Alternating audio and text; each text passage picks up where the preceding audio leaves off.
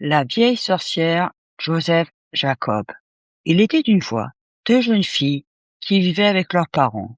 Leur père était sans emploi et les filles rêvaient de partir tenter leur chance. L'une d'elles souhaitait devenir domestique et sa mère lui dit qu'elle pourrait le faire si elle trouvait un emploi. Elle partit donc pour la ville. Elle parcourut toute la ville, mais personne ne voulait d'une fille comme elle. Elle s'enfonça alors plus loin dans la campagne, et arriva à un endroit où se trouvait un four à pain. Et le pain lui dit, petite fille, emmène-nous, emmène-nous, cela fait 7 ans que nous cuisons, et personne n'est venu nous chercher. Alors la jeune fille prit le pain, le posa par terre, et continua son chemin. Elle rencontra une vache, qui lui dit, petite fille, traie-moi, cela fait 7 ans que j'attends, et personne n'est venu me traire. La fillette trayait la vache dans les seaux qui se trouvaient à côté. Comme elle avait soif, elle en but un peu et laissa le reste dans le seau. Puis elle continua son chemin et arriva devant un pommier si chargé de fruits que ses branches pliaient sous le poids. L'arbre lui dit, petite fille, aide-moi à secouer mes fruits, mes branches plient sous le poids. Et la jeune fille répondit, bien sûr que je le ferai, pauvre arbre. Elle secoua donc tous les fruits, redressa les branches et laissa les fruits au pied de l'arbre. Puis, elle reprit son chemin jusqu'à une maison. Or, dans cette maison, vivait une sorcière qui prenait des jeunes filles comme servantes. Apprenant que cette jeune fille avait quitté sa maison pour chercher du travail, elle décida de la mettre à l'épreuve et lui offrit un bon salaire. La sorcière expliqua à la jeune fille sa tâche. Tu dois garder la maison propre et rangée, balayer le sol et la cheminée. Mais il y a une chose que tu dois absolument pas faire. Ne jamais regarder dans la cheminée, sinon malheur à toi. La jeune fille promit donc d'obéir. Mais un matin, alors qu'elle faisait le ménage et que la sorcière était sortie, elle oublia ses paroles et leva les yeux vers la cheminée. À cet instant, un gros sac d'argent lui tomba sur les genoux. Cela se reproduisit plusieurs fois. La jeune fille prit alors le chemin du retour. Après avoir parcouru une certaine distance, elle entendit la sorcière qui la poursuivait. Alors, elle courut vers le pommier et cria, pommier, pommier, cache-moi, ainsi la vieille sorcière ne peut pas me trouver. Si elle me fait, elle me détruira, et enterrez-moi sous les pierres de marbre. Alors, le pommier la cacha.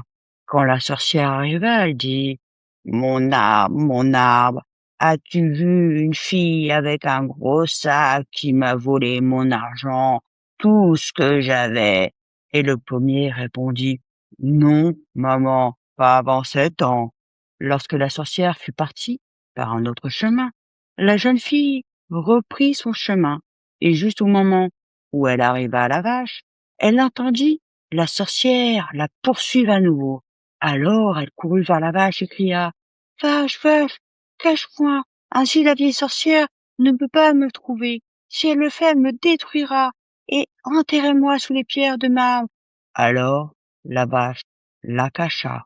Lorsque la vieille sorcière arriva, elle regarda autour d'elle et dit à la vache, ma vache, as-tu vu une fille avec un gros sac qui m'a volé mon argent, tout ce que j'avais?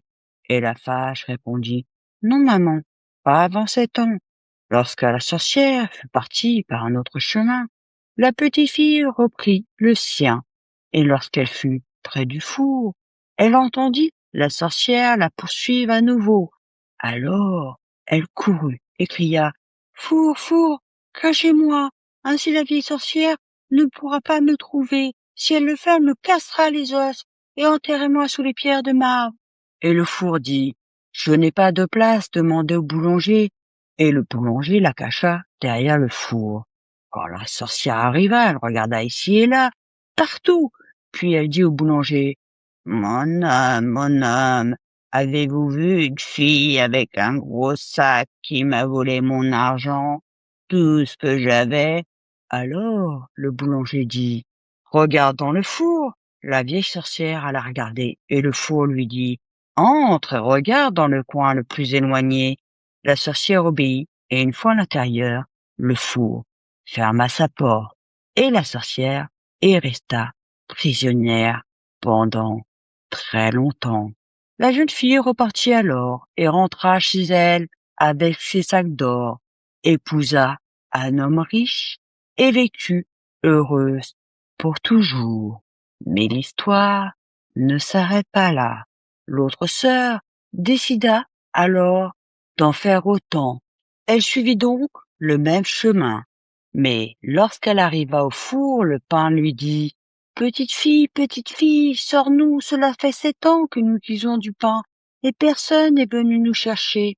La fillette répondit: non, je ne veux pas me brûler les doigts.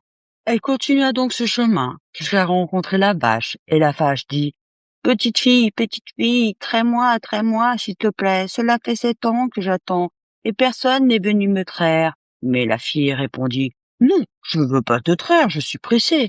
Et elle accéléra le pas. Puis, elle arriva au pommier, et celui-ci lui demanda de l'aider à secouer ses fruits. Non, je ne peux pas. Peut-être un autre jour, répondit-elle, et elle continua son chemin jusqu'à la maison de la sorcière. Eh bien, il lui arriva la même chose qu'à sa sœur. Elle oublia ce qu'on lui avait dit, et un jour, alors que la sorcière était sortie, elle leva les yeux vers la cheminée, et un sac d'argent en tomba. Elle pensa alors qu'elle devait partir sur le champ. Arrivée au pommier, elle entendit les sorcières la poursuivre et elle cria: pommier, pommier, cache-moi, ainsi la vieille sorcière ne peut pas me trouver. Si elle le fait, elle me cassera les os et enterrez-moi sous les pierres de marbre. Mais l'arbre ne répondit pas, et elle continua son chemin.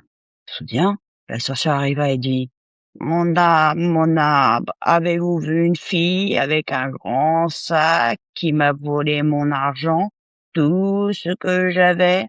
L'arbre répondit: oui, maman, elle est descendue par là.